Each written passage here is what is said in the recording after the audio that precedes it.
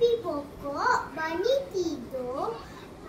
Bani memimpi ikan atas pokok besar.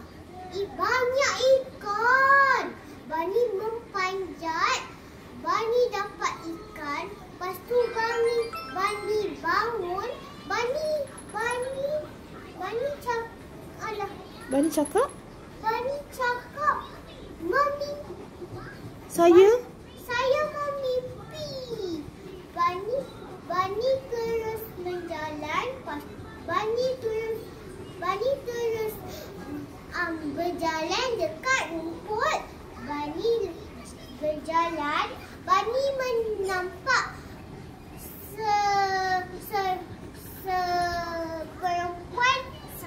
perempuan ini.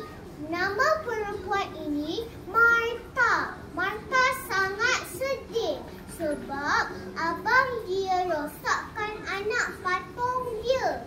Bani pergi dekat Martha. Martha sejuk. Martha berhappy. Martha cakap, Bani tidak menjahat. Baiknya awak. Bani menhappy. Martha bagi Bani ikan. Ikan yang paling sedap. Bani memakan ikan. Bani gembira makan ikan itu.